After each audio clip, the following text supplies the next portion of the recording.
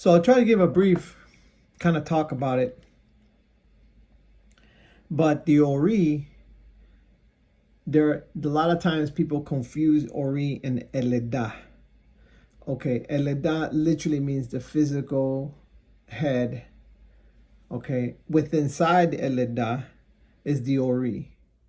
The Ori is the physical pranic energy chi that resides in the crown chakra, the Ori.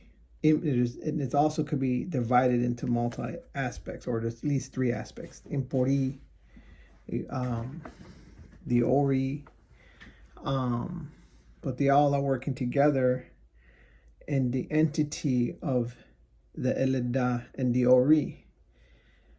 Within the Ori is a couple of different aspects of what the Ori is. It is the consciousness.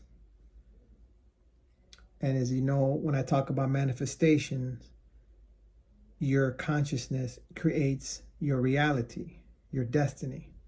Well, what you focus on is what you give energy to. What you give energy to, you are feeding as a reality. So it's changing your focus. So if your mind is trauma and is always in a negative mindset, poverty mindset, loathing mindset, you'll always find reasons to stay within that setting. If you have a poverty mindset, you will always revert back. Anytime you have an opportunity to do something, you will bring it back. I can't because I don't have time, and I don't have the education, I don't have the money, you're always set, as opposed to when you have it set to something higher, when you are lower, you bring it back up. I can find the time, I can make the time, I can do this, I can find the money, I can get grants, I can do what I got to do. This, like, it's not even an option. It's how you perceive. So that represents your destiny. So again, the mind, the Ori, represents your thoughts and your consciousness. What are you conscious to? All that, so you're conscious, by that time, it's already been through your super subconscious, your subconscious, and all of that, your memories and your perspectives of reality, what you were taught, your beliefs, and what you have, focusing on. And then by that time, it gets to how you act and how you speak and how you move is your reality to which you be in. So that's why they go hand in hand. Your consciousness and your destiny. Everybody knows in Ifa, you already represent your destiny, but they don't know why. That's where it resides. We're doing a head cleansing, chakra balancing to the Ori, because we're feeding your destiny and all of that. But so how do you take care of your Ori? Obviously, on a tangible physical sense, you want to protect your Ori physically. You want to protect your Ori from getting hit, physical impairments and things like that. If you get injuries to the head, to the cranium, it can cause definitely problems and leave you, if people have been leaving strokes and they just can't handle it, or they got comprehensions and pains, and physical things can affect your Ori. So you want to, how to tend to your Ori. How do you take care? You want to protect your Ori. If you're working and you're doing things, you want to put a hard hat on. You want to protect your head. You always want to protect your head from some certain elements. You don't want to just be out into the rain. Rain is good sometimes, but sometimes, getting it with cold water, saturated, wet, cold winds, can cause, you want to protect your Ori. And then, you protect your Ori from the physical, but also from everything. The most strongest thing is energy, right? That is the strongest pull. If you guys remember from the conference, I'm like, the most low vibrational things are the tangible parts, like the tables, the books, everything that becomes in a low vibration is tangible and you can see it. The higher the vibration, the more invisible you see, because it's moving at a different pace and a different speed that you cannot see. And it's hard to necessarily feel, because it becomes more of a higher elevation, a higher consciousness. So when it comes to energy, you understand that is the strongest thing. So you want to protect your Ori from energy. So if you're around sometimes a lot, like funerals is a very common place to recover your head. Why? Because the energy is a lot of group of people focused in a one set. Is a very low vibrational energy, sadness, grief, things like, if it's one person, that's one thing. But when you're going into a setting, when you have a collective consciousness vibrating and you're in that space, you want to protect your body and your Ori, because everything has to come through you, through your Ori, good or bad. So tending to your E is one of the aspects, is protecting it. It's protecting it in some aspects. If you go to hospitals, most religious people are having their head covers. Ceremonies, cleanings, energy movements, you cover your head, right? From things like that. So let's start off with protecting the Ori in those aspects. But also, you want to protect your consciousness. You want to protect it from what you feed your Ori. So attending to your Ori is not so much about prayers and invocations and some Yoruba prayers and everything else. In your own words and in your own mind, in your own way, you want to protect your Ori from what you allow to affect it, to impede its energy, to what you allow to feed your Ori. So you allow who you around. If someone is constantly in a negative aspect and feeding you negativity and a negative mindset and negative and low vibrational information, you need to protect it, because it's constant. So you remove yourself and change the dynamics from those around that are in low vibration, and surround yourself with high vibrational people who are understanding and peace and motivation and outlooks that are different and positive and high vibrational things, and surround yourself with a collective energy of that is also attending to your Ori. So you want to attend to your Ori on a physical and on an energy level and on a conscious level, what you allow to feed your thoughts. Okay? So that's a good start. The other thing, besides protecting the Ori, which I went through the different aspects, now you want to feed your Ori, right? So what do you feed your Ori? Positive thoughts. What are you listening to constantly into your subconscious? Are you listening to the social media and the news and the constant how bad things, human trafficking, drugs, gangs and violence, and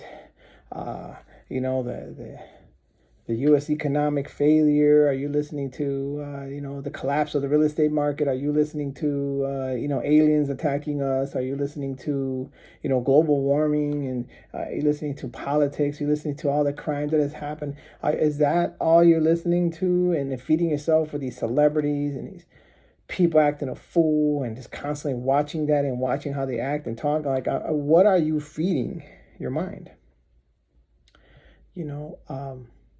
Myself, I feed myself motivational speaking in the morning. I do my meditations. I give myself these thoughts. I put these thoughts in my memory. I say certain things to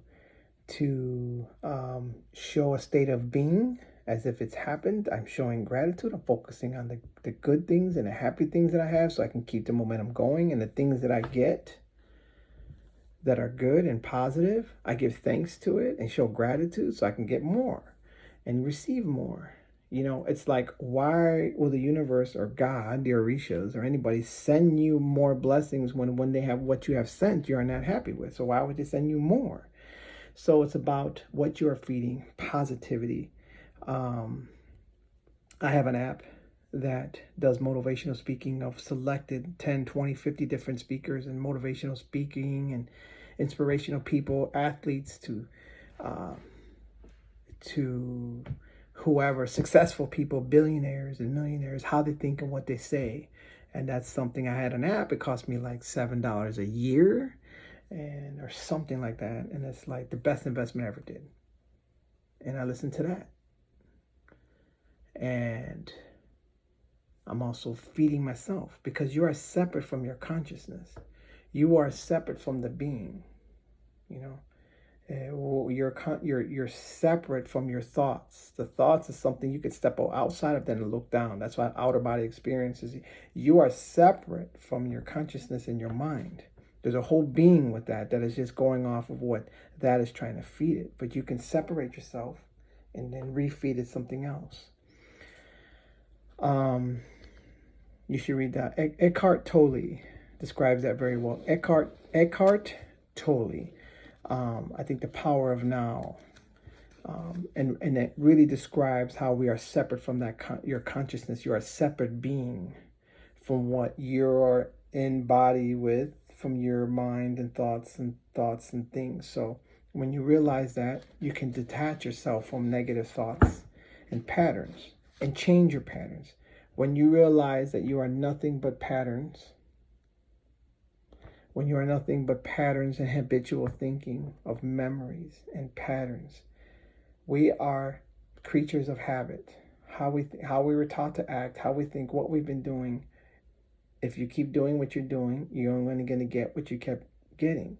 In order to get something different, you have to do something different. In order to have something different, you have to think something different. So in the conference, we talked about 95% of our memories are repeated from the day before. There's about 60 to 80,000 thoughts a day, and about 90% of them are repeated from the next day. This has been studies on it and everything else. So to get something different, you have to think differently, thus do something different. So what are you feeding your mind? Tending to your Ori, you want to feed it now. Protect and then feed, right? You want to also pray to your Ori in a separate consciousness. Again, you understand that your Ori, even though it represents your mind and your memories and your consciousness, you want to pray to it as a separate entity and understand that that's your destiny and that's your thoughts. And you want to pray at night.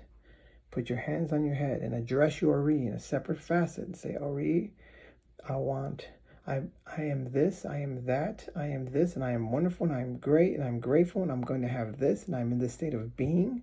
I am spiritual, I am going to dream, and I'm going to remember my dreams when I wake up. I am going to receive messages, whether they be in dreams or enlightenment, and I will remember these dreams before when I wake up. I will be protected.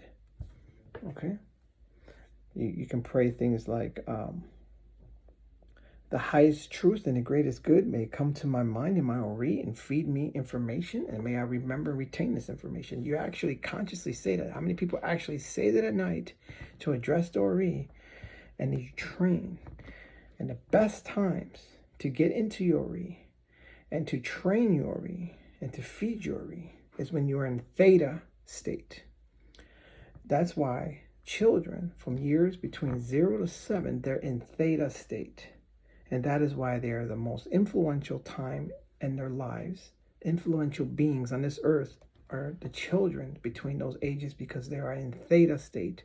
So everything they're feeding, they're seeing their parents act, how they act, good or bad, environments, memories, school, TV, everything is what they're learning how to become and react. And of course, the learning continues, but that is the fastest, most raw states is when they're in that years of the theta state of they can learn languages and understanding. They're building all the memory pathways.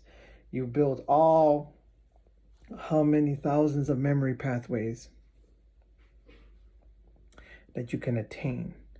So the only time, or the best time, you can train yourself to get into theta state, but the best time that you're in theta state is when right before you go to sleep, in about 5 minutes, when you're getting sleepy and you're getting tired.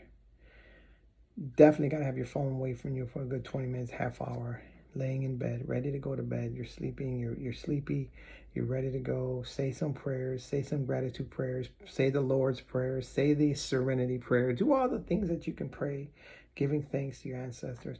And then you're in theta state right before going to sleep. And that's when you say, I am this, I am healthy, I am wealthy, I have attained this much money income per month, I am this, I am successful, I have accomplished this.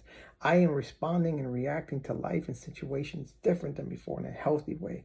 I am beautiful, I am in a healthy relationship. All these things you pray for in the present tense that has received it, and in gratitude have received it, and be in that energy. That is, and then when you wake up, the first 5 minutes, do not touch your phone. You go right into you're still in theta state, and you wake up and you start again refeeding that. But the best time is in the night, because now you will go in theta state and you will dream. The last thoughts you put into your mind was able to get all the way into that super subconscious in theta state. You can communicate it to the self-conscious in the theta state. Then all nights while you sleep, you are feeding the mind, telling it what it is, because the mind does not know what is real or not, only what is perceived and only what you tell it. So that's it.